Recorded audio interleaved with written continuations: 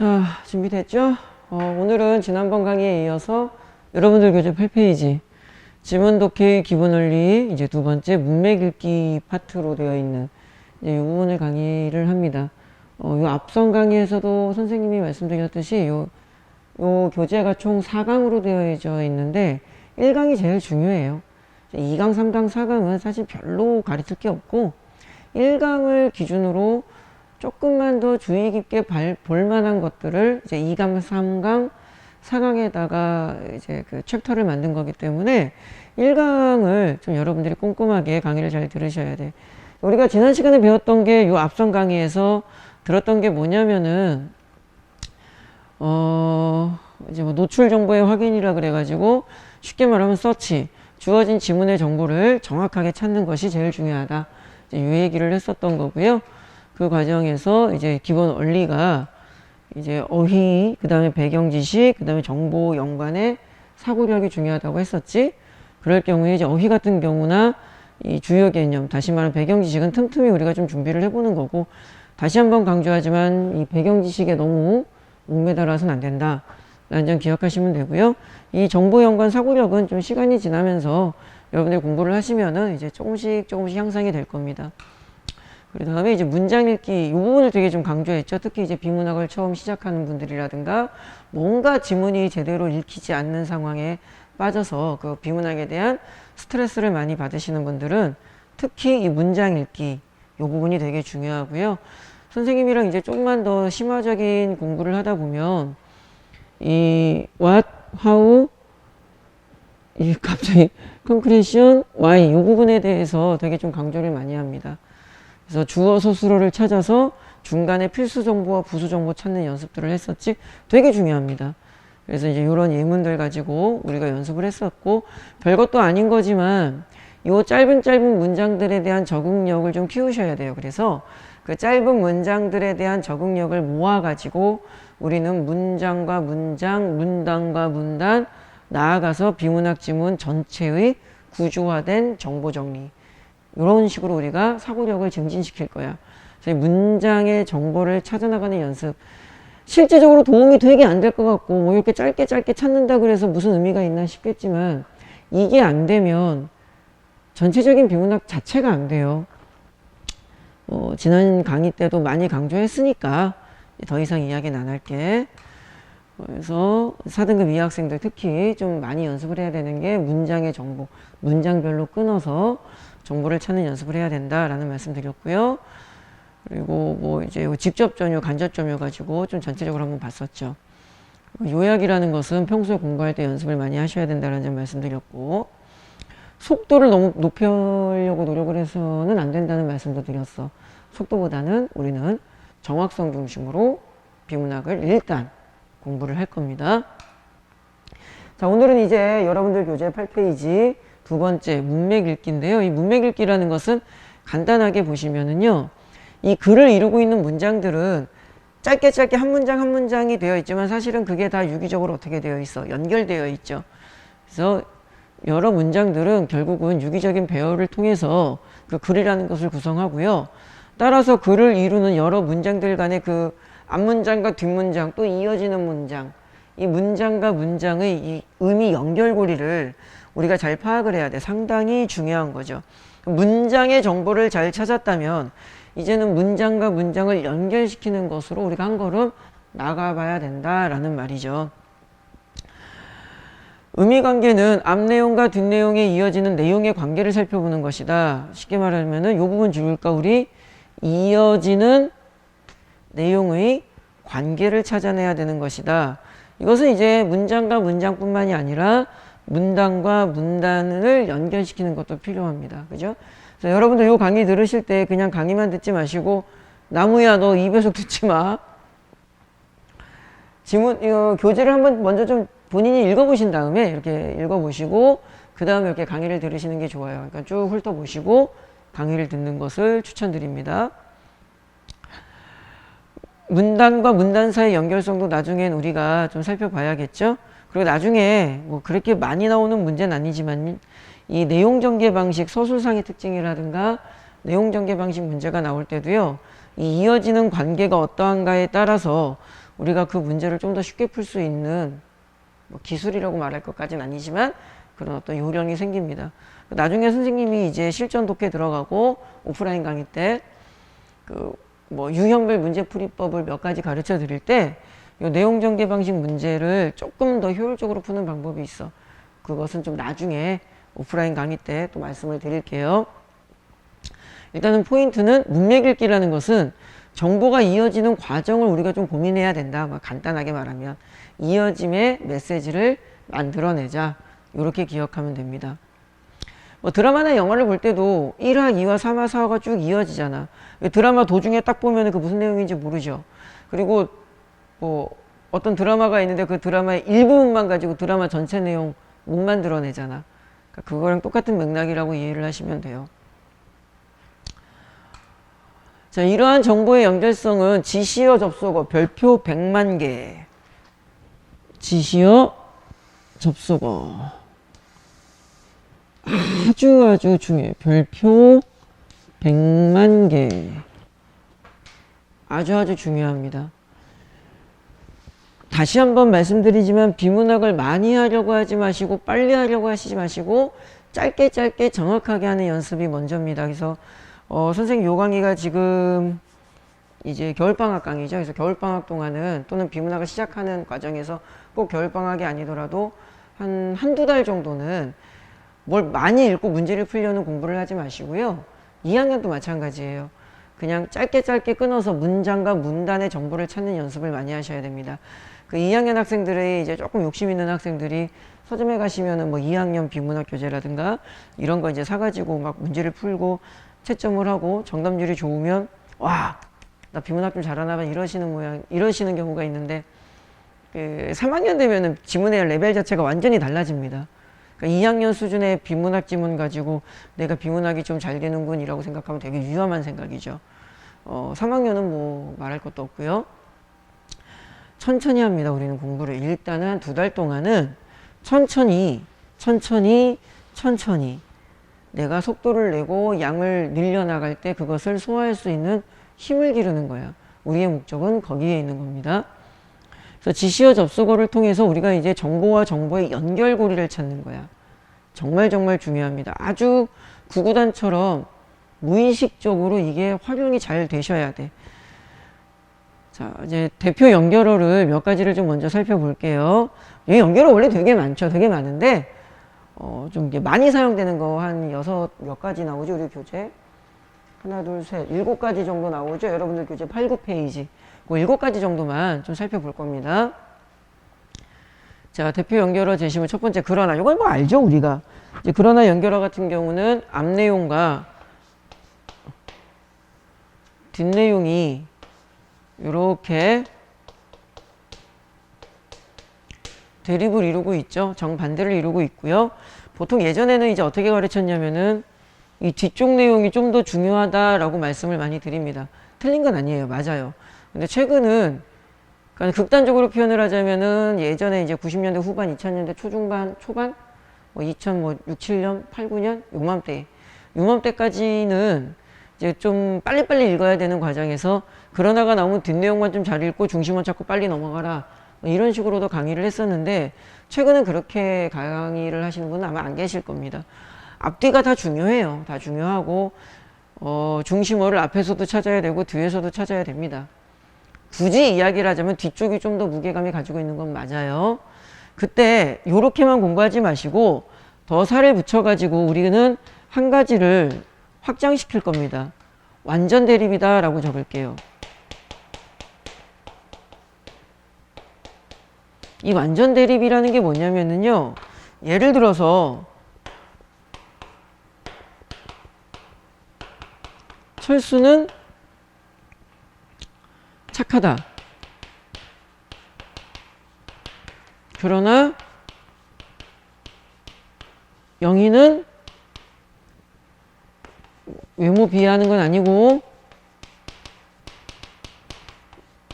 내가 누구 외모를 비할 자격은 없어가지고 철수는 착하다. 그러나 영희는 못생겼다. 이거 돼, 안 돼? 안 되죠. 완전 대립이라는 건 이런 거야. 이게 왜 안 되냐면은 앞에가 굳이 말하자면은 인성적 측면에, 내적 측면의 조건 정보를 준 거죠. 그러면은 이 인성과 관련된 이야기가 나와야 되는데 얘는 외모에 대한 이야기가 나왔죠. 다시 말하면 인성과 관련된 완전 대립어가 나와야 돼. 외모 이야기가 나오면은 이거는 완전 대립이라고 볼 수가 없는 거야. 그럼 이거를 완전 대립형으로 쓸 거면 어떻게 써야 되냐면은 그러나 영희는 뭐 친구들을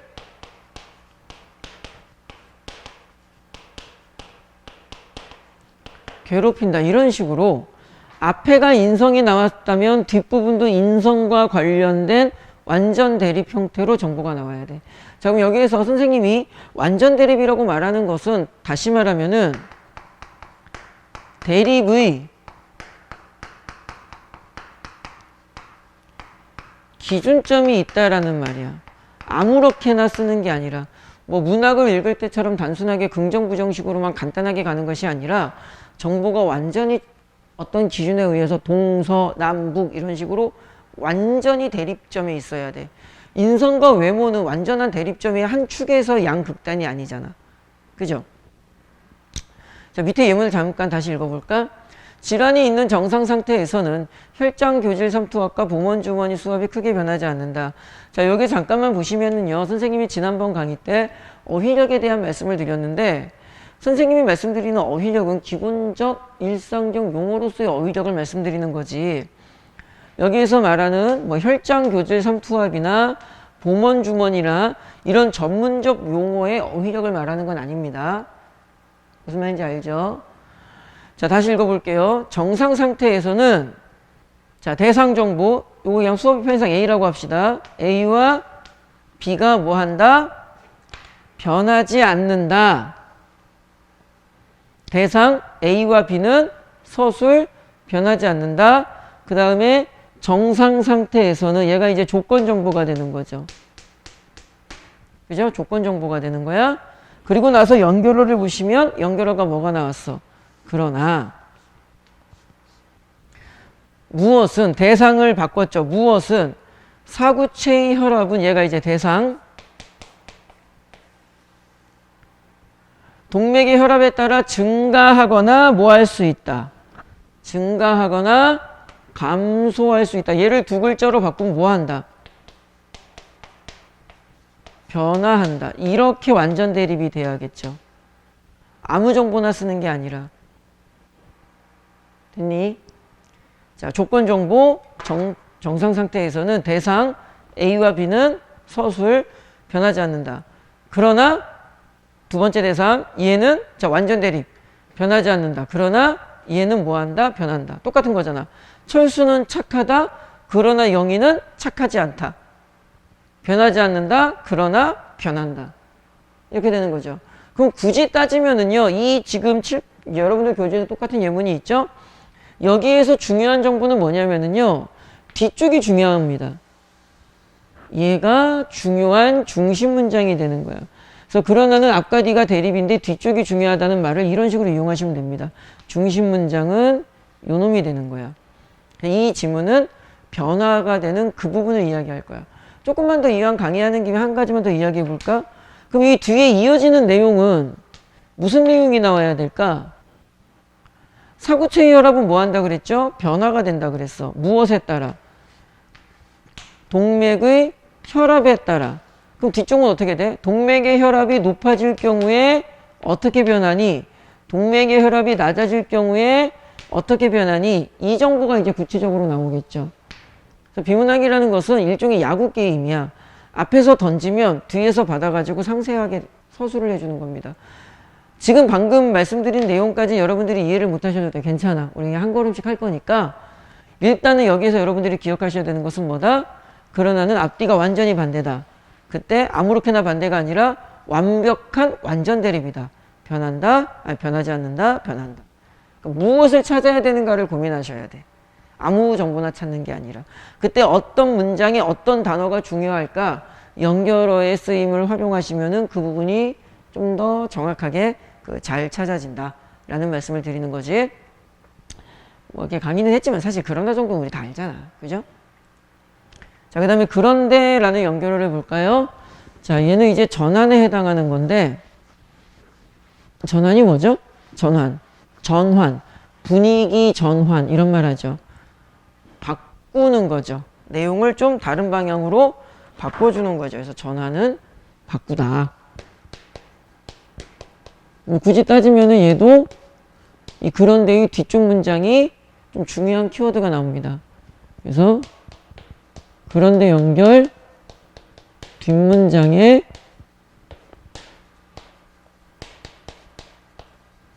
핵심어가 존재하니까 우리는 그 뒷문장 핵심어를 체크 잘 찾아봅시다.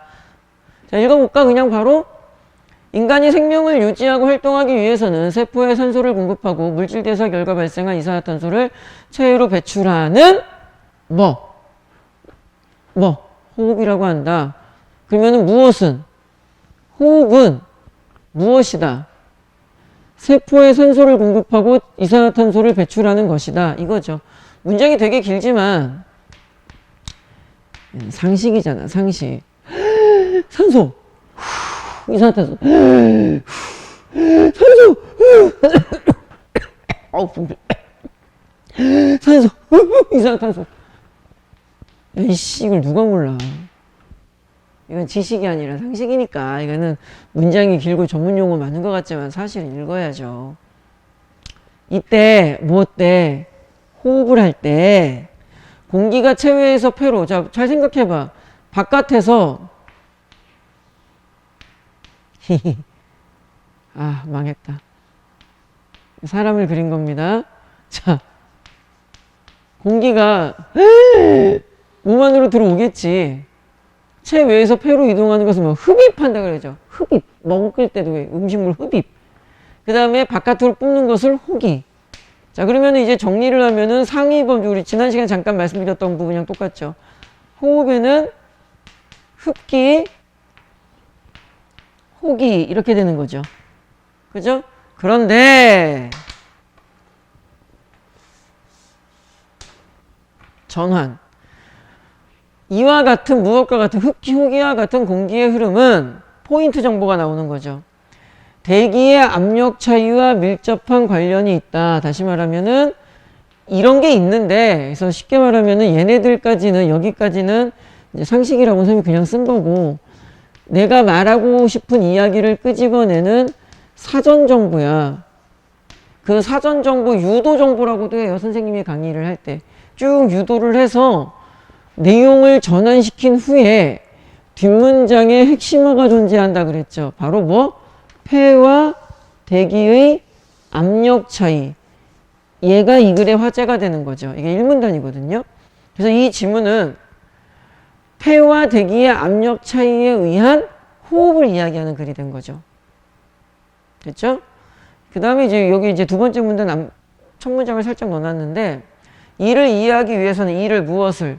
대기 차이를 통한 호흡을 이해하기 위해서는 우선 공기의 이동과 관련된 호흡계의 구성 요소를 살펴볼 필요가 있다. 이렇게 되어 있네요. 그래서 뒤에는 그러면은 이제 무엇을 설명하겠어요, 여기가? 호흡계의 구성 요소를 설명하겠죠. 설명하고 나서는 이 정보를 뭐하여? 연관 지어서 폐와 대기의 압력 차이를 발생하는 원리를 설명한 후에 호흡이 발생하는 원리를 설명하겠지. 그죠? 지문이 그렇게 구성된다라는 것을 우리는 미리 예측할 수가 있어. 자, 일단은 자, 정리. 그런 데는 앞뒷 내용을 바꿀 거고요. 전환을 시킬 거고요. 그런데 뒷문장에서 우리는 핵심어를 찾아줘야 한다라는 점 기억하시면 됩니다. 됐지? 자, 그 다음에 세 번째. 즉, 다시 말해, 또는 뭐뭐인 것이다. 이럴 경우에는 이건 뭐 말할 것도 없죠. 그냥 앞정보와 뒷정보가 똑같다는 말이죠.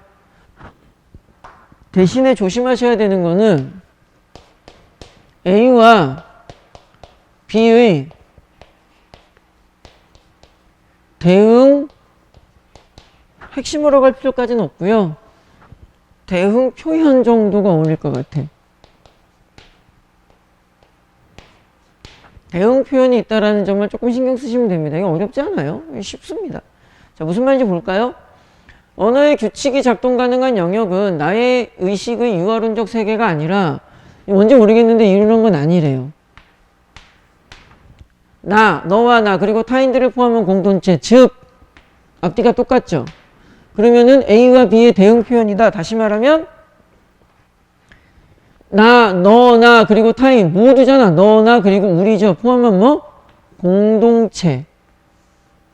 이꼴 즉 뭐다? 우리들의 삶이다. 그러면 공동체, 우리들의 삶이 이 지문에서는 같은 맥락의 어휘로 사용되었다는 거야. 간단한 거죠. 뭐 뒷문장은 좀 안 읽어도 될 것 같고요. 즉 다시 말해 뭐뭐인 것이다. 이건 뭐 되게 쉬운 표현이죠. 앞뒤가 똑같다. 단지 똑같다라고만 공부하지 마시고 앞쪽의 키워드와 뒤쪽의 키워드가 동일하게 묶일 수 있는 그 부분에다가 우리는 좀 더 체크 포인트를 잡아주시면서 지문을 읽어나가자 라는 말씀을 드리는 거고, 그 다음에 그렇다면 이라는 연결어가 나오는데요. 쉽죠? 연결어는 여러분들 자연스럽게 나중에 되게 잘 됩니다. 뭐 선생님이 오프라인 강의에서 엄청 강조하는 부분일 뿐만 아니라 지문을 읽다 보면 연결어가 워낙 많이 나와가지고 자꾸 반복적으로 하다 보면 아주 자연스럽게 돼요. 그러니까 지금 당장 뭐 이거를 다 외우려고 하실 필요 없고 연결어의 쓰임을 기본적으로 좀 찾은 살짝 떠올릴 수 있는 정도, 그 정도까지만 일단은 강의를 좀 들어주시면 됩니다. 요 밑으로 쓸게요. 이제 그렇다면 같은 경우는요.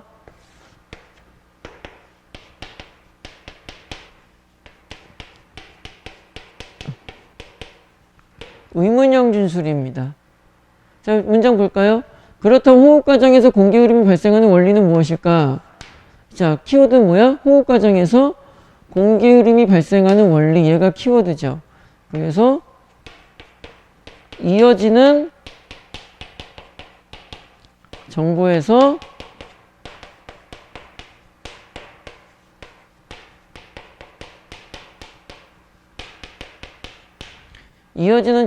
답을 찾으면 돼요. 그 원리는 무엇일까? 이는 무엇은, 그 원리는 용기의 부피 증가는 기체 압력을 감소시키는 반면은 조금 더 할 겁니다. 선생님 되게 강조하는 거예요. 용기의 부피 감소는 기체 압력을 증가시킨다는 뭐뭐 한다는 키워드 일단 얘기했죠. 그죠? 보일의 법칙과 관련되어 있다. 그래서 정리를 하면은 자, 흐름이 발생하는 공기의 흐름이 발생하는 원리는 무엇이니? 그것은 무엇이다?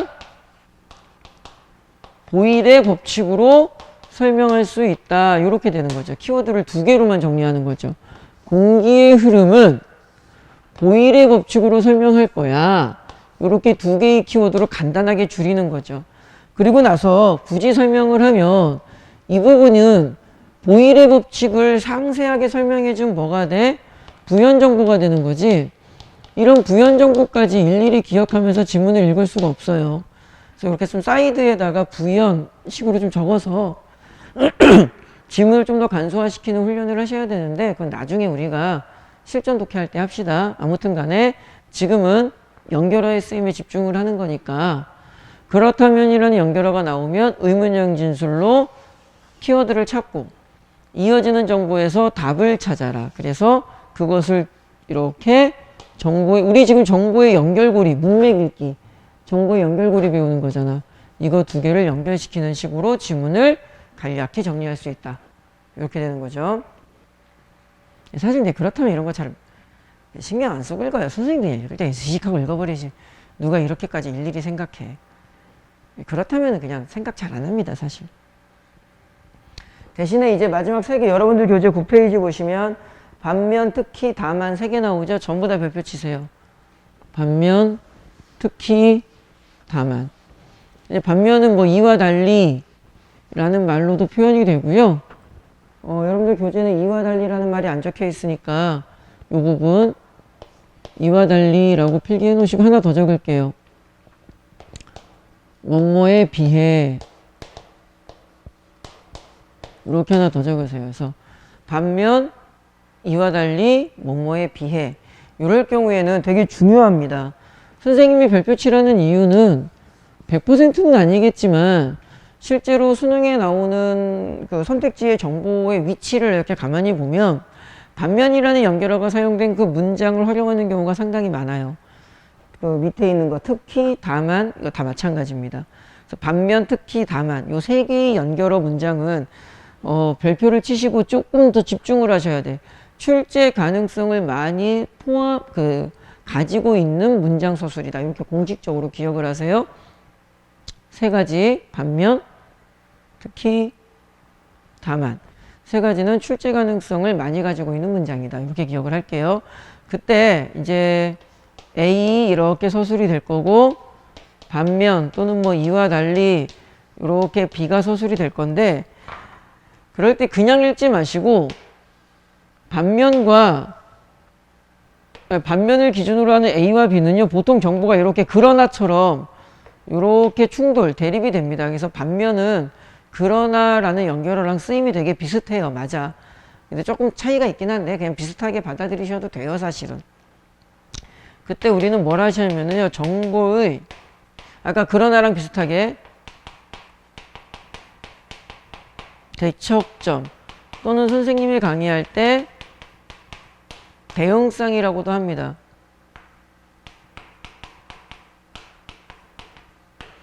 정보의 대척점, 대응쌍에 집중해라 라는 말씀을 드리는데 말로는 이렇게 어렵게 설명하는데 뭐 사실 내용은 되게 간단합니다. 자 볼게요. 그런데 전환을 했는데 이거 아까 했던 거죠. 이거 이제 전환. 그런데 임금은 물가에 반영되므로 임금은 물가에 반영된다. 원인 정보죠. 실업률과 물가 상승률 사이에는 자 대상 실업률과 물가 상승률은 서술어 관계이다. 중간 핵심어 어떤 관계다? 일반적으로 무슨 관계? 의의 관계다. 이렇게 되는 거죠. 그죠? 반면에 실업률은 경제가 성장할수록 낮아지므로 전제정보죠? 지금 위에다가 밑줄을 안 걷는데 흰색으로 볼게요. 그냥 임금은 물가에 반영되므로 실업률은 경제가 성장할수록 경제가 성장하면 실업률은 당연히 낮아지죠. 경제가 발전한다라는 말은 그만큼 일자리가 많아진다는 뜻이니까 당연한 말이지 이거는. 얘가 다시 뭐가 돼? 전제정보죠.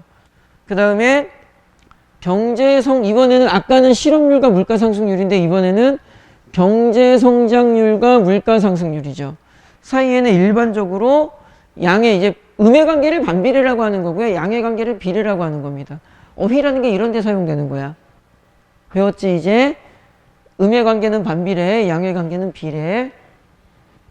양의 관계가 성립된다. 자, 정보의 대척점, 대응상에 집중하라는 말이 무슨 말이냐? 칠판을 보시다시피 흰색, 이 화질로 흰색이 잘 보이나 모르겠는데 연두색, 보라색, 흰연보, 반면에 흰연보 대응이 되죠. 이 관계를 말하는 겁니다. 그래서 반면이란 연결어는 그러나처럼 이제 충돌이 나는데 그냥 단순 충돌로 보지 마시고 앞에서 정보를 한 개, 두 개, 세 개를 찾았으면 뒤에서도 똑같이 어지간하면 대부분 한 개, 두 개, 세 개를 찾는다라는 느낌을 유지하면서 정보를 찾으셔야 그 핵심어를 놓치지 않는 거죠. 사실 이렇게 읽으셔야. 그죠? 누차 강조하지만 빨리 많이 하려고 하지 마시고 천천히 정확하게 하세요. 충분히 시간이 있어. 그러니까 너무 공부에 조바심을 내실 필요는 없다고 봅니다. 그리고 이왕 요거를 한 김에 팁을 하나 더 이야기를 하자면 선생님이 그 비문학 코드 1강 요 앞선 강의할 때 말씀드렸듯이 선생님 교재 그 제일 앞에 1, 2페이지에 비문학 코드 20 있죠? 거기 14번인가를 그 선생님이 되게 강조했어. 네 가지는 반드시 메모하라 그랬죠. 그 중에 하나가 뭐였니? 상관관계라든가 비례반비례죠. 상관관계라든가 뭐 계산식 이런 거죠. 자, 이것도 마찬가지입니다. 상관관계잖아. 메모는 반드시 하셔야 돼. 그때 한 걸음 더 들어가서 출제자가 어떤 걸 이용하는지를 보세요. 칠판에 있는 걸 잠깐 상관관계니까 메모를 해보면 비례반비례를 우리가 상관관계라고 말을 하는 겁니다. 실업률이 있어요. 실업률이랑 그래서 물가라고만 쓸게요. 물가 상승률 사이에는 음의 관계가 성립되는데 그건 반비례인데 여기다 반비례 이렇게 쓰지 마시고 쓰셔도 상관은 없는데 화살표로 표시하는 게 되게 편합니다. 나중에 문제 푸실 때. 아무렇게나 올리는 걸로 할까? 음의 관계를 그랬으니까 화살표를 어떻게 해야 돼? 밑으로 내려야겠죠. 그리고 나서 두 번째 관계를 보니까 경제 성장률과 물가 상승률 사이에는 자 물가랑 이번에는 뭐래요? 경제 성장률 이래요. 사이에는 일반적으로 양의 관계가 성립된대요. 비례라는 건데 우리가 아까 화살표를 아래로 그렸으니까 얘도 화살표를 그럼 어떻게 그려야 돼? 양의 관계니까 비례 관계니까 똑같이 아래로 그려야겠죠. 지문에는 지금 요만큼 나온 거야. 그때 이거를 선택지에서 뭐라고 물어보냐면은 이런 식으로 냅니다. 실업률과 경제 성장률은 음의 관계이다. 이런 식으로 선택지를 낼 수가 있어. 그럼 이제 학생들이 단순하게 기본적으로 문제를 접근할 때 지문에서 실업률과 경제 성장률은 무슨 관계인지를 찾으려고 해. 보통 이제 앞 단어부터 찾죠. 그러니까 실업률을 딱 찾는 겁니다. 이거 선생님이 다시 쓸게요. 이거 설명을 좀 더 원활하게 하기 위해서 양의 관계라고 써볼게요. 자, 실업률을 찾아. 실업률 여기 딱 있어. 그리고 쭉 읽어보니까 실업률은 물가상승률 무슨 관계래? 음의 관계래. 그래서 실업률과 경제성장률은 양의 관계라고 했네? 틀렸어. 이렇게 풉니다. 그렇게 풀면 안 되죠. 얘는 실업률과 물가상승률을 이야기한 거고 선택지는 실업률과 경제성장률을 이야기한 거야. 그럼 이제 조금 이런 실수를 안 하시는 분들은 이제 실업률과 경제성장률을 같이 찾겠죠. 근데 지문을 아무리 눈깔 까디짓고 읽어봐도 실업률과 경제성장률 이야기를 하는 정보는 없어. 얘는 실업률과 물가상승률을 이야기했고 얘는 경제성장률과 물가상승률을 이야기했어. 근데 선택지는 실업률과 경제성장률을 물어봤어. 실업과 경제성장률은 아무리 찾아도 없어. 그래서 학생들이 힘들어요, 어려워요, 못 찾겠어요 라고 이야기를 하는데 그러니까 메모를 하셔야 돼요. 이렇게 메모를 해보면 확실히 보이죠. 지문에 나와 있진 않으나 가려진 정보, 우리가 2강에서 한 번 더 이야기를 할 건데요. 가려진 정보가 하나 있죠. 얘랑 얘가 반비례고 얘랑 얘가 비례라면 칠판에 그려진 것처럼 실업률과 경제성장률은 화살표의 방향이 반대니까 무슨 관계가 돼버려? 음의 관계가 자연스럽게 가려진 정보로 하나 찾아지지. 이게 2강에서 배우는 가려진, 노출되지 않은 정보라는 거지. 이렇게 되는 거죠. 그러니까는 양의 관계라고 하지 말고 무슨 관계라고 해줘야 돼? 음의 관계다라고 해줘야겠죠. 그래서 상관관계는 반드시 메모를 하셔야 문제가 좀 더 원활하게 풀리고요. 이렇게 메모를 하셔야 숨겨진, 노출되지 않은, 가려진 정보까지도 우리는 찾을 수가 있어. 됐죠? 반드시 메모를 하셔야 됩니다. 자, 그 다음에 특히라는 연결을 해볼까요? 특히 옆에다가 적으세요. 이 뒤에다가 적어드릴게요. 강조점. 당연하죠. 뭐 설명 안 해도 되죠. 특히라는 말은 우리가 보통 강조할 때 쓰이죠. 다음으로는 사람의 조직 및 장기와 유사한 다른 동물의 이식편을 인간에게 이식하는 이종 이식이 있다. 자, 우리 지난 시간에 배운 거 활용해서 좀 읽어볼까? 대상, 이종 이식이란 서술, 무엇이다? 이식한다, 무엇을? 다른 동물의 이식편을 이식한다. 그래서 이종, 달을 이자죠. 다른 종을 이식한다. 그러니까 돼지의 간을 뜯어다가 인간에게 이식하고 뭐 이런 거겠지. 그런데 전환, 이종 이식은 거부 반응이 일어난다. 그런데 뒤에서 핵심어 찾으라 그랬죠? 그럼 얘가 핵심어야. 이종 이식이라는 게 있는데 거부 반응이 일어나. 특히 강조점. 사람이 가진 자연항체는 다른 종의 세포에서 발현해 항원이 반응하는데, 그런데 전환. 이로 인해 뒤에서 강조점. 이종 이식편에 대해서 초급성 거부 반응과 급성 혈관성 거부 반응이 일어난다. 얘가 중심이 되는 거죠. 그래서 이종 이식이 있는데 인간에게 넣으면 거부 반응이 일어나. 그 거부 반응 중에서도 초급성과 혈관성이 좀 강조가 되고 있어. 여러분들은 잘 기억하셔야 돼 라는 출제자의 시그널이 보이는 거지. 그래서 특히라는 연결어는 뒤쪽에서 강조점이 나온다라는 점 꼭 기억하시고, 말 그대로 강조하고자 하는 문장의 정보를 서술할 때 특히라는 연결어를 쓰겠죠. 당연하지. 특히라는 연결어가 그런 기능을 하는 거니까. 다시 말하면 출제자는 뭔가 강조하고 싶을 때 특히라는 연결어를 써.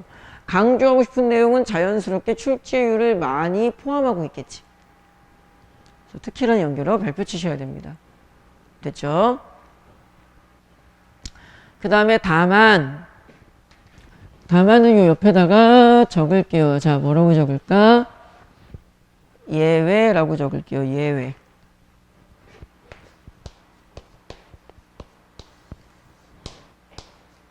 예외에다가 별표 하나 더 박을게요. 출제율이 어마무시합니다. 예외는 안 써도 되는 거잖아, 사실은. 근데 예외를 왜 썼을까? 꼭 내고 싶어서 쓰려는 거야. 굳이 안 써도 되는 건데. 그죠? 예외 정보. 출제율 매우 높음. 그래서 아까 좀 미리 말씀드렸듯이 반면, 특히, 다만 세 가지는 반드시 별표를 치셔야 돼. 한편 이것도 이제 전환시키는 겁니다. 이제 그런 데랑 비슷해요. 얘도. 체결된 계약 내용이 법률에 정해진 내용과 어긋날 때 법적 불이익이 있을 뿐 아니라 체결된 계약의 효력 자체도 인정되지 않아서 문장 너무 길죠. 급부 의무가 부정되는 경우가 있다. 자, 문장을 천천히 끊어볼게요. 크게 잡아봅시다. 부정된다. 뭐가? 급부 의무가 뭐 된다? 부정된다. 급부 의무가 뭔지 모르겠지만 그게 부정된대. 언제? 인정되지 않았을 때. 그럼 이 앞쪽이 무슨 정보야? 조건 정보가 되는 거죠. 그래서 언제 부정된대? 계약 내용이 법률에 정해진 내용과 계약 내용이 법률에 정해진 내용과 뭐 할 때? 어긋날 때는 불이익이 있을 뿐만 아니라 언제? 조건 정보. 이럴 때 불이익이 있대. 1번. 뿐만 아니라 이 말은 정보를 나열하겠다는 거죠. and. 체결된 계약의 효력 자체가 인정되지 않는다. 요거 네모 쳐야겠다. 인정되지 않는다. 2번. 그래가지고 부정된다. 이렇게 되죠. 문장이 좀 길면 이렇게 끊어서 차근히 읽으시면 돼요. 이에 해당하는 법조문을 무엇이라고 한다? 강행격부라고 한다. 따옴표도 묶어놨죠? 그럼 여기서 여기까지 가장 중요한 핵심어는 뭐가 되는 거야? 강행법규야. 자, 그럼 천천히 해봐. 강행법규란 대상, 강행법규는 뭐다? 급부 의무가 어떻게 되는 거다? 부정되는 것이다. 자, 그럼 급부 의무가 왜? why? 왜 부정돼야? 왜 부정돼? 계약 내용이 법률에 정해진 내용과 어긋날 때. 계약 내용과 법률 내용이 어긋날 때. 그죠? 그래가지고 법적 불이익과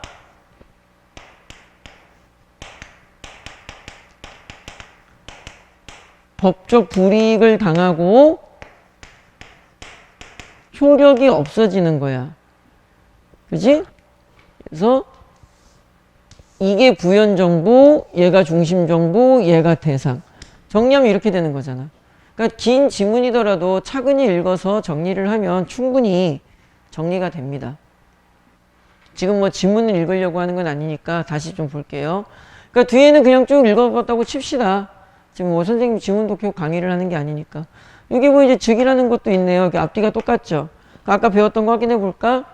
부당 이득 반환 청구권이라는 게 있대요.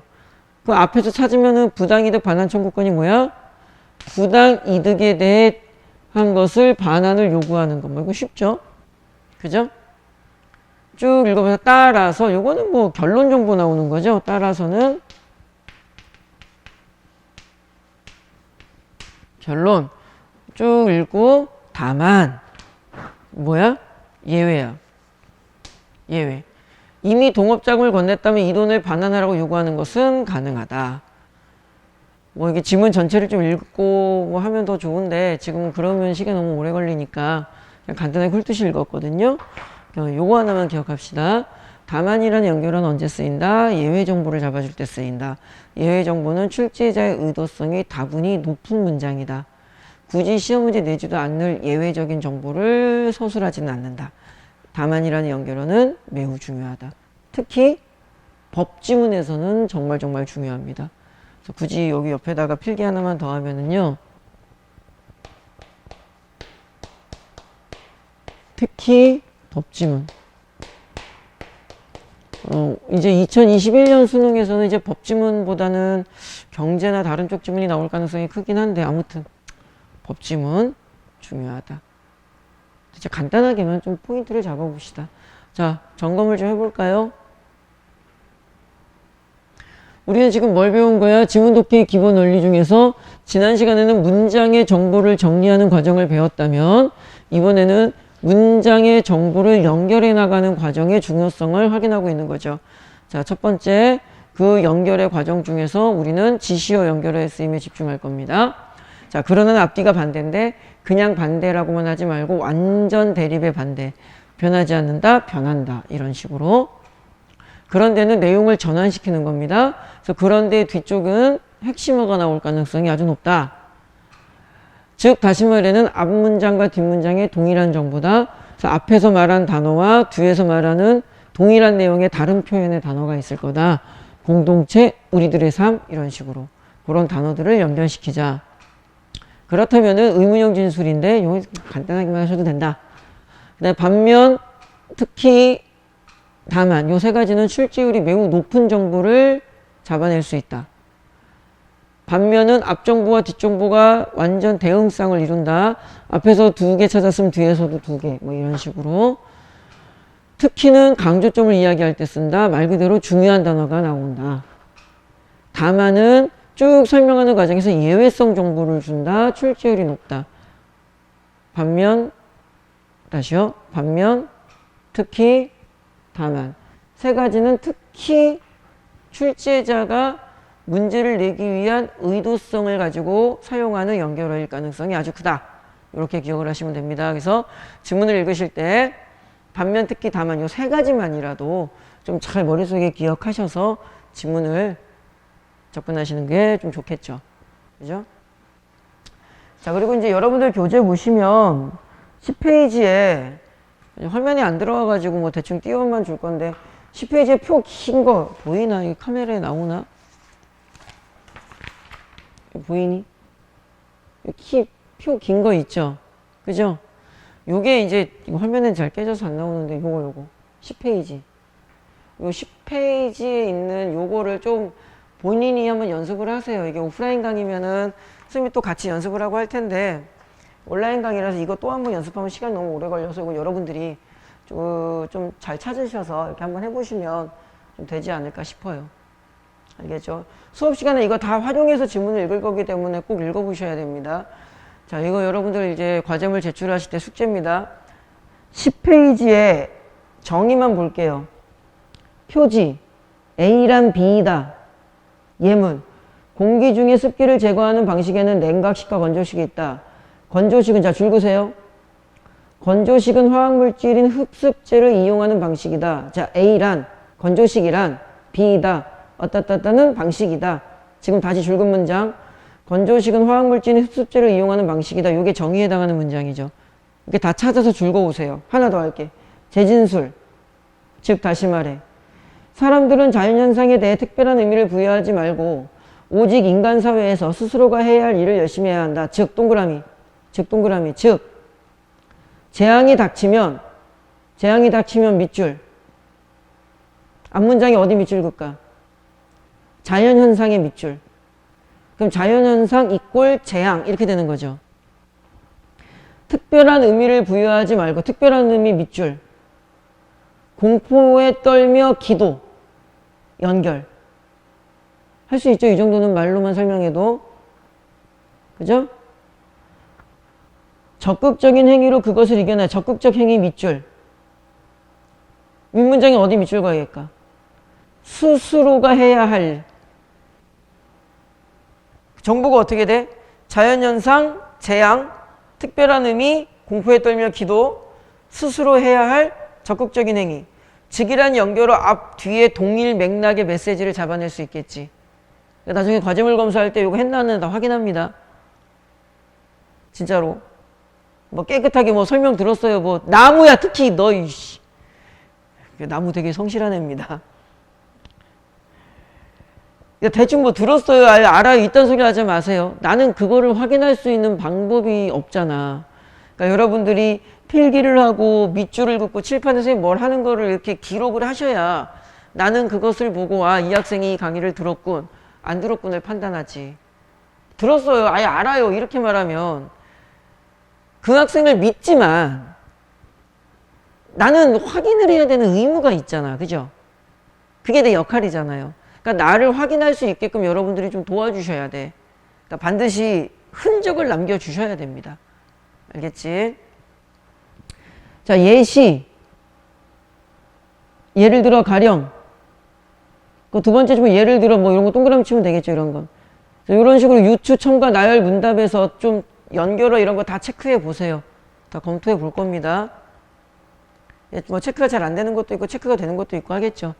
최대한 노력을 해보시고 연습을 해보세요. 보면 알아요. 얘가 지금 대충 에이 됐어 이 정도면 되겠지 하고 넘어갔는지 그냥 어떻게 해보려고 했는지 선생님 보면 다 알아요.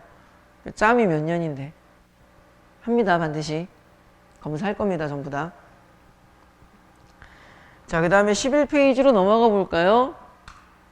자, 지문 독해 기본 원리 이제 3강 문단 읽기라고 되어 있어. 이제 간단하죠. 문장을 우리가 어떻게 해야 되는지를 찾았고, 그죠? 그 문장을 연결시키는 과정을 지시어나 접속어를 통해서 좀 고민해 봐야 되는 부분들을 우리가 방금 확인해 봤고, 그렇다면은 이제는 문장과 문장이 연결된 문단을 우리가 좀 읽어볼 수 있어야 되지 않겠느냐. 순차적으로 하나씩 계단을 올라간다 라는 느낌으로 보시면 되겠죠. 문단은 여러 개의 문장이 모여서 통일된 하나의 중심 생각을 표현하는 글의 단위입니다. 덩어리. 덩어리.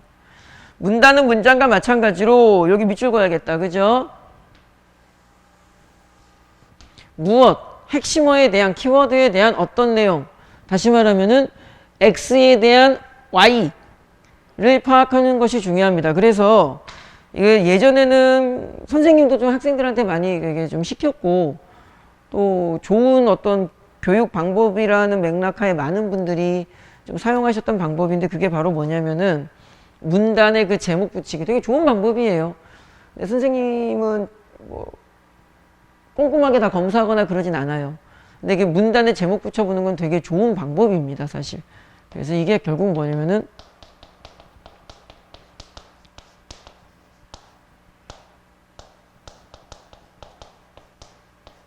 문단 제목 붙이기입니다. 그래서 X에 대한 핵심어에 대한 또는 X의 Y 구체적인 정보 타이틀 뭐 법률 제도에 대한 개선책 엔트로피에 대한 원리, 뭐 이런 식으로. 행동 경제학의 일반적 특성, 아인슈타인의 상대성 이론, 뭐 이런 식이 되는 거죠. 자, 이렇게 제목 붙여보는 겁니다. 이때 문단에서 다루고 있는 핵심 대상을 이제 우리가 X, 화제라고 하고, 그 화제에 대한 또 하나의 문단 제시의 중심 생각은 이제 중심 내용이라고 하는 거고, 요컨대 문단을 잘 읽는다라는 것은 중심 화제를 빨리 찾으시고, 중심 화제에 대한 구체적인 정보, 즉 중심 내용을 정확하게 파악하는 것이라 할 수 있습니다. 그러니까 X에 대한 Y, 이렇게 문단 제목을 붙일 수 있는 느낌으로 문단을 쭉 훑어내려온다. 이렇게 이해를 하시면 되고요. 수업을 진행하다 보면은 이 문단 제목을 붙이면서 강의하면은 좀 강의가 자꾸 끊깁니다. 그래서 선생님이 이제 문단 제목 붙이면서 강의를 진행하진 않아요. 여러분들께서는 문단의 제목을 붙이면서 좀 독해 연습을 하시는 거 정말 좋은 방법이야. 시중에 EBS 쪽에서 예전에 EBS 쪽에서 나오는 기출문제집이나 미래로라는 기출문제집이 있었는데 요즘엔 그게 안 나오는 것 같은데, 그러니까 몇몇 기출문제집은요 이렇게 문단 제목 붙이게끔 이렇게 교재 편집을 해요. 나쁜 방법은 아닙니다. 그런데 뭐 고사장 들어가서 아무런 의미가 없으니까, 야 누가 고사장 수능 보러 들어가가지고 옆에다가 문단 제목 붙이면서 읽어? 그냥 읽기 바빠 죽겠는데. 평소에 공부하실 때 몇 번 해보시면 되게 좋은 공부 방법인 건 맞습니다. 자, 다음에 요령에 따라 중심 화제를 찾아볼 수 있습니다. 요거는 잘 기억하세요, 지금부터. 자, 동그라미 1번. 줄 그세요. 반복되는 어휘를 찾는다. 자, 요거 샘플 하나만 먼저 보여드릴게요. 여러분들 교재에 12페이지에 보면 아래의 예문을 확인해 보도록 하겠습니다. 첫 번째 요거 있죠, 요거. 아래의 예문으로 확인해 보도록 하겠습니다. 17세기서부터 유입하기 시작한 서양 서적에 담긴 서양의학 지식은, 자, 대상 정보, 무엇은? 서양의학 지식은 당시 조선의 지식인들에게 적지 않은 지적 충격을 주며, 여기서 잠깐 끊어주면 좋겠죠. 대상, 서양의학 지식은 서술, 주었다. what, 무엇을? 충격을. who, 누구에게? 지식, 조선에게. 그러니까 간단하게 서양의학은 조선의 충격이었어. 사상의 변화를 이끌었다. 변화가 있어. 충격. 우와 씨. 지구가 태양을 돈대. 이씨. 인간의 몸에는 오장육, 와 심장이 벌렁거리는데 우와 씨발 대박. 뭐 이런 거 아니야. 그지? 하지만 아까 했죠 이거 반대. 완전 대립. 봐봐. 충격을 주며 변화를 이끌었다. 하지만 영향력, 얘를 다시 영향력이라는 단어로 받아온 거죠. 그 영향력은 뭐 했다? 미미하였다. 미미. 덕후. 미미짱. 아, 이런 거 하지 마라. 쪽팔리게. 참, 첫 번째 강의 미미하였다. 어휘력 좀 지우라 그랬죠? 1강 첫 번째 강의 할 때. 미미하였다. 뭐야? 미미짱. 하지 말자. 쪽팔리다. 이제 약했다. 이 말이죠. 충격과 변했지만, 그러나 완전 이제 약했다. 뒤에는 이제 이유인데, 서양 의학을 읽었지만 이에 대한 논평을 남긴 인물은 제한적이었다. 이건 뭐에 대한 글일까, 그러면은? 무엇에 대한 글일까? 서양의학.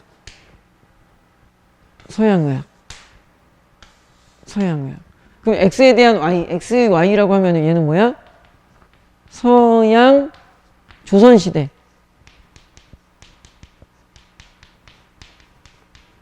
서양 의학의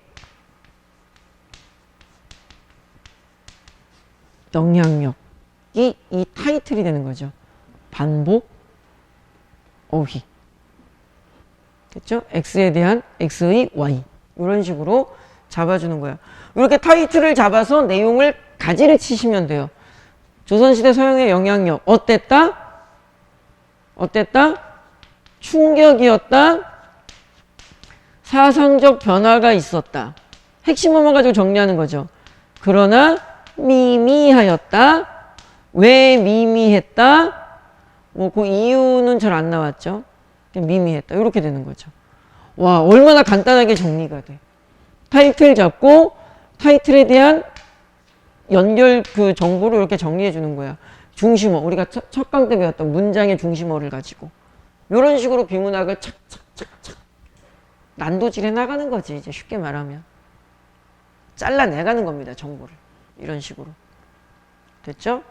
자, 그래서 중심화제를 찾아볼 수 있습니다. 첫 번째, 밑줄 그라 그랬죠? 반복되는 어휘를 가지고 찾을 수 있다. 그 다음에 요거 2번에다가 별표 칠 겁니다.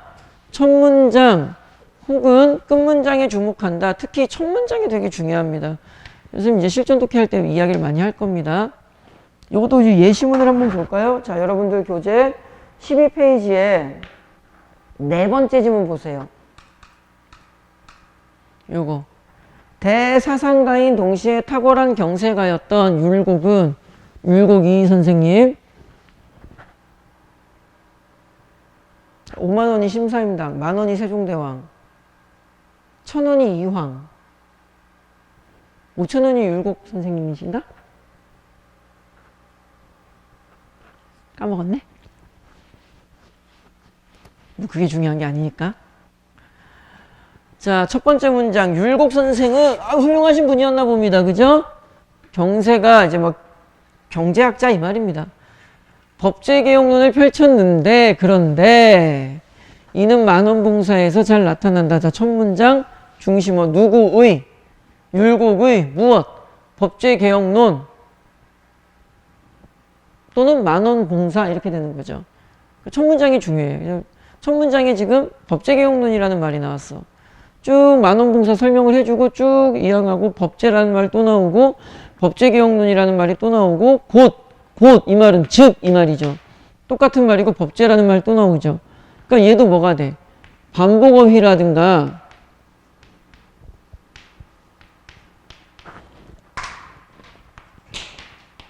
첫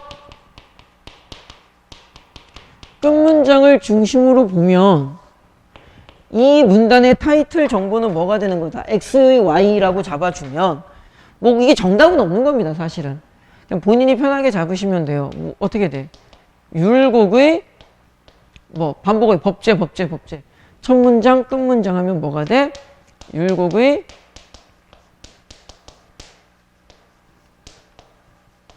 법제개혁론. 그럼 법제개혁론에 관련된 정보를 이제 조금 몇 개 더 찾아가지고 요렇게 핵심어를 밑으로 정리해주면 되는 거겠지. 됐죠? 자꾸 연습하면 되게 쉽습니다. 되게 어려운 게 아니에요. 자, 그 다음에 다시 11페이지에 보시면은 이제 세 번째, 두 번째 되게 중요한 거라 그랬죠? 세 번째, 대조독은 전환의 서술에 주목한다 라고 되어 있는데 12페이지 세 번째 지문을 좀 볼게요. 탄수화물은 이 부분. 탄수화물은 사람을 비롯한 동물이 생존하는 데 필수적인 에너지원이다. 당연한 말이죠. 뭐 밥 먹고 살죠. 배고프면 여러분들 힘없어가지고 공부도 안 되고, 그죠? 사실 배고파서 공부 안 되는 건 약간 핑계라는 느낌이 좀 없지 않아 있는 건 사실이지만 선생님도 그래요. 배고프고 뭐 힘없고 하면은 수업하기도 싫고 막 짜증만 나고. 여러분들도 그러지 않나? 식사를 좀 잘 하셔야지 공부도 잘합니다. 우리나라 이제 교육 자체가 뭐 학원 다니고 학교 다니고 뭐 학교는 그나마 급식이라도 착실하게 나오고 맛이 있건 없건 급식이라도 잘 나오니까 상관없는데 학원 오다 보면은 이제 밥도 못 먹고 학원 오고 집에 갔는데 또 피곤해서 배고파도 그냥 자는 경우도 있고 또 부모님들 주무시는데 엄마 뭐 배고프다고 징징거려서 뭐 저녁 야식 간식 뭐 이런 거 또 준비해 달라고 말하기도 좀 죄송스럽고 하다 보니까 그냥 굶든가 아니면은 대충 그냥 뭐 편의점 같은 데서 그냥 아무거나 뭐 삼각김밥 뭐 이런 걸 먹든가 좀 보고 있으면 좀 마음이 안 좋아. 뭐 흔한 말로 한창 잘 먹어야 될 나이에 공부라는 거에 어떤 쫓기면서 여러분들이 생활을 하시다 보니까 좀 안타까운 일들이 있죠. 뭐 내가 대한민국을 바꿀 수 있는 것도 아니고 좀 그냥 마음만 그런데 어떤 식으로든 좀 노력을 하세요. 여러분들 규칙적인 식사 뭐 좀 잘 체력 관리라고 해야 되나 건강 관리라고 해야 되나 건강해야 사람이 공부도 합니다. 실제로 인간이 하루 동안 쓰는 에너지의 30%를 뇌가 써요. 그럼 그 30%라는 게 매우 미약한 숫자일 것 같죠? 아니죠. 뇌는 되게 작잖아. 뭐 사람마다 얼굴 큰 사람도 있겠지만 이 작은 뇌가 전체 에너지의 30%를 써요. 그래서 크기 대비 에너지의 소모 비율은 상당히 큰 겁니다. 여러분들 식사 잘 하시고 뭐 새끼들 그냥 술 마시고 담배 피고 지랄하지 말고 그 돈 아껴가지고 홍삼이나 쪽쪽 빨아 드세요. 그냥 건강해야 돼요. 건강해야 돼. 진짜로 건강해야 돼. 그 여학생분들 뭐 간혹가다 뭐 다이어트하고 아이씨 무슨 다이어트야. 건강하셔야 됩니다. 건강이 최고입니다. 최고는 좀 애매한데 아무튼 건강해야 돼. 자, 탄수화물은 섬유소와 비섬유소로 구분된다. 이제 구분했죠? 사람은 체내에 삽성한 효소를 이용하여 녹말과 같은 비섬유소를 포도당으로 자, 섬유소랑 비섬유소로 구분할 건데 녹말과 같은 비섬유소는 이렇게 포도당으로 분해해서 어떻게 한다. 반면 이거 아까 했죠? 반면 봐봐. 비섬유소는 포도당으로 분해하고 소장에서 흡수하여 에너지원으로 이용한다. 반면 자 대응시켜야죠. 센스 있게 읽으시면 돼요. 아까 둘로 나눴잖아. 그죠? 그리고 반면이랑 연결하는 대응된다 그랬지. 그러니까 비섬유소 이거 동그라미 쳤어야 되는데 비섬유소 나왔으니까 이제 뭐 나와야 돼? 풀이나 채소의 주성분인 셀룰로스와 같은 뭐? 섬유소. 문장을 아주 깔끔하게 씁니다. 이게 실제로 수능시험 진제 보세요. 녹말과 같은 비섬유소. 풀이나 채소의 주성분인 셀룰로스와 같은 섬유소. 그 다음에 비섬유소는 포도당으로 분해한다 그랬죠. 그죠? 근데 섬유소는 자 반면 완전 대립. 포도당으로 분해한다. 얘는 포도당으로 분해하는 효소를 합성하지 못한다. 요렇게 완전 대응. 대응상. 그러니까 당연히 분해해서 에너지원으로 사용한다 그랬는데 얘는 소장해서 이용하지 못한다. 또 요렇게 대응. 봐봐. 반면이라 연결어. 비섬유소는 다시 천천히 녹말과 같은 비섬유소는 셀룰로스와 같은 섬유소는 포도당으로 분해한다. 분해하는 효소가 없다. 소장에서 흡수하여 에너지원으로 쓴다. 소장에서 이용하지 못한다. 대응이 되잖아. 이게 무슨 연결어의 쓰임이라고? 반면이라는 연결어의 쓰임이라고. 정확하게 개수를 맞춰서 찾으세요. 됐죠? 됐죠? 그럼 봐봐. 탄수화물은 섬유소, 비섬유소 있는데 섬유소는 못 쓴대. 에너지원으로. 그래서 쭉 읽어보니까 비섬유소와 섬유소 모두 에너지원으로 이용한다. 아까는 이용하지 못한다며 내용을 어떻게 한 거야? 마찬가지지만 이용한다. 내용이 어떻게 해서 바뀌었죠? 이용하지 못했는데 이용한다 그랬지. 얘가 뭐가 되는 거야? 중심이 되는 거야. 이용하지 못한다 그랬잖아. 그런데 섬유소, 비섬유소 모두를 이용한대. 그럼 뒤에는 뭐 나와야 돼? 아까 이용하지 못한다며. 그 이용하는 방법이 있겠지. 이제 그 미생물을 가지고 할 거거든요. 이제 뒤에 읽으시면. 뒤에 뭐 지문에는 안 나오지만. 그러니까 어떻게 이용하는지 얘를 설명하겠다는 거야. 원래는 이용하지 못하지만 이용할 수 있지롱. 그 어떻게 이용하는지 가르쳐 줄게. 얘가 중심이야 라는 말이죠. 내용이 바뀝니다. 됐니? 됐죠? 자, 그 다음에 다시 요 11페이지로 오셔서 4번 중심 문장은 아래의 내용에 해당하는 경우가 많다. 요거는 읽어보세요. 그냥 대조 혹은 전환 이거 아까 했고요. 뭐 정의하는 문장, 정의 동그라미 칩시다 우리. 화제를 정의한다. 대조 혹은 전환은 3번에서 이야기했고요. 물음이나 물음에 대한 답이다. 이것도 이제 뭐 쉬운데 12페이지 두 번째 질문 잠깐 볼까요? 사무실의 방충망이 낡아서 파손되었다면 누가 고쳐야 할까? 뭐 한 거야? 질문한 거죠. 대답을 해야죠. 대답을 누가 할 거야? 임대인인 건물주. 얘가 대답을 한 거죠. 건물주가 고쳐야 돼. 그러나 반대. 건물주가 고쳐야 된다. 반대. 건물주에 포함되지 않는 경우도 있다. 그럴 때 이런 문제가 발생한다. 이렇게 질문이 간 거지. 여기 간단히 읽어보시면 됩니다. 그래서 질문이 나왔을 경우에는 질문에 대한 답이 포인트인데 여기 같은 경우는 그러나라는 연결을 통해서 다시 한번 뒤로 넘긴 거야. 됐니? 됐죠? 참고로 이왕 한 김에 이처럼이라는 연결어 있죠? 이 연결어도 좀 알아두시면 좋아요. 얘는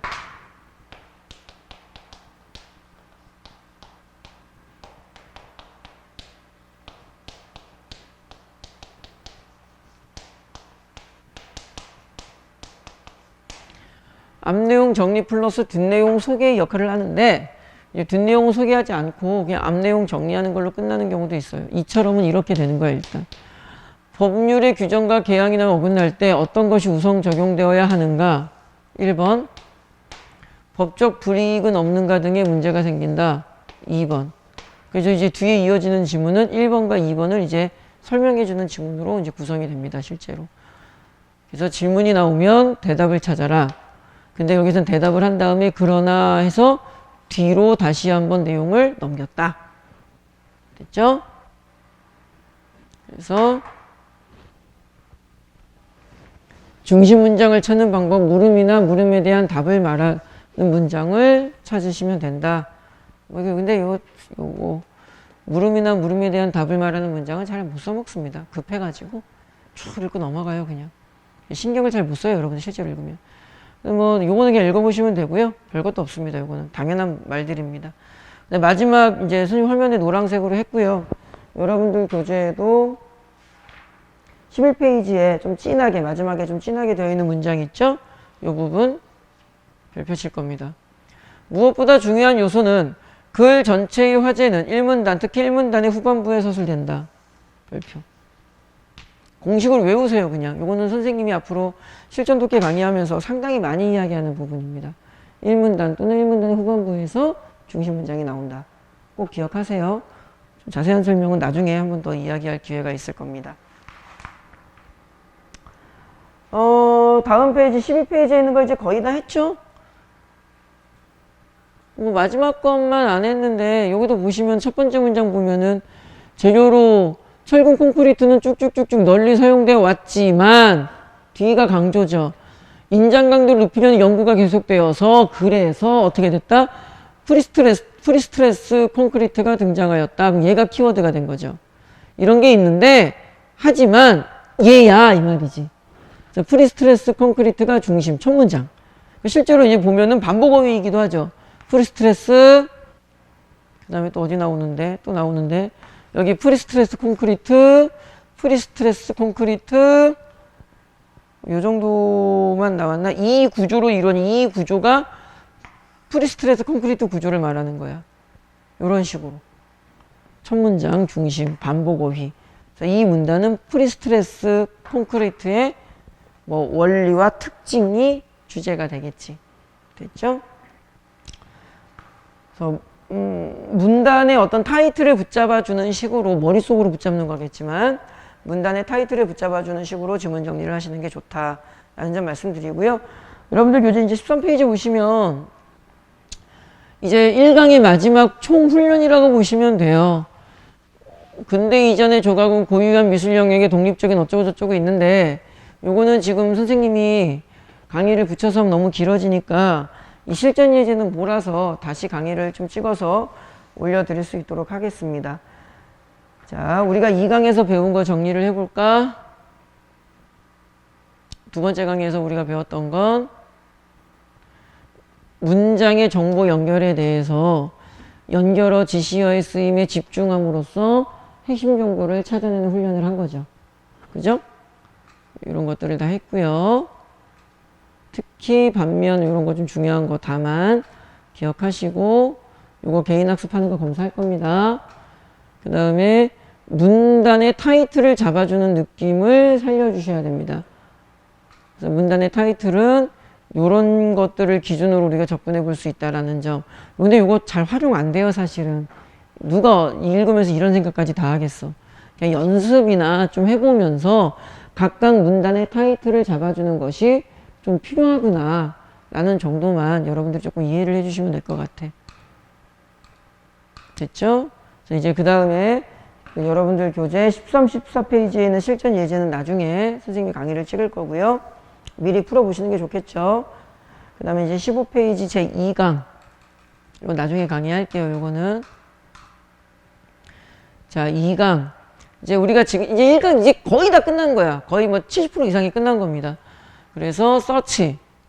살펴본다. 지문을 살피는 과정을 우리가 본 거고요. 그리고 디텍트. 이제 발견하고 찾아내야죠.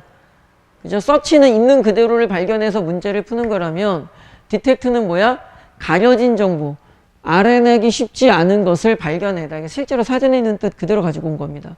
그러니까 가려진 거, 노출 겉으로 드러나 있는 정보가 아니라 속으로 숨겨진 정보를 우리가 발견해서 이제 선택지를 정리해 나갈 수 있어야 된다 이 말이죠. 자, 여기서부터는 강의를 끊고 이제 이어지는 강의로 넘겨서 하겠습니다. 수고하셨습니다. 끝.